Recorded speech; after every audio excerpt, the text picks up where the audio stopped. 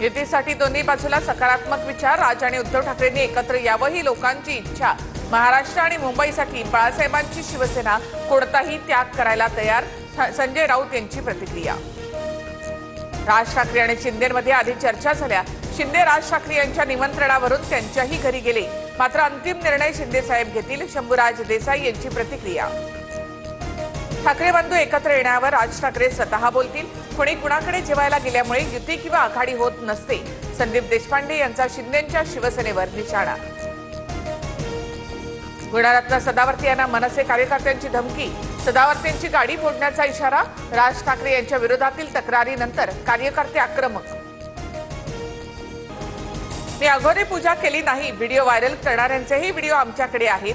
लवकरच समोर आणू. आरोपानंतर भरत गोगावले यांचा इशारा. अजित पवार यांना घमंड आलेली आहे. दादांना आता काटेवाडीचा सरपंचही व्हायचंय का? माळेगाव साखर कारखाना निवडणुकीवरून विजय शिवतारेंचा निशाणा. मुसळधार पावसामुळे नाशिकमध्ये गोदावरीच्या पाणी पातळीमध्ये वाढ. नदी पात्रामध्ये कार बुडाल्याची भीषण दृश्य. तर दुतोंड्या मारुतीच्या कमरेपर्यंत गोदावरीचं पाणी गेल्यामुळे नागरिकांना सतर्कतेच्या सूचना. पुणे शहरासह परिसरात जोरदार पाऊस. खडकवासलामधून पाण्याचा विसर्ग वाढवला. आळंदीमधील इंद्रायणी नदीमध्ये जाण्यासाठी वारकऱ्यांना बंदी. नदीकाठच्या गावांना सतर्कतेचा इशारा. रायगडच्या कुंडलिका, अंबा आणि पाताळगंगा नद्या इशारा पातळीच्या वर. खेड आणि नागोठणे शहरामध्ये पूरस्थिती निर्माण होण्याची चिन्ह. बाजारपेठांमध्ये पाणी शिरलं. त्यामुळे नागरिकांची तारांबळ.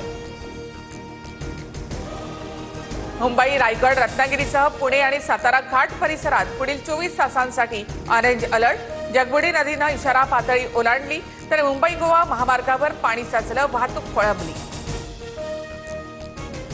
महाबळेश्वरमध्ये धुवाधार पाऊस. ग्रामीण भागामध्ये जनजीवन विस्कळीत. दापोळ्यामध्ये दरड कोसळल्यामुळे रस्ता वाहतुकीसाठी बंद.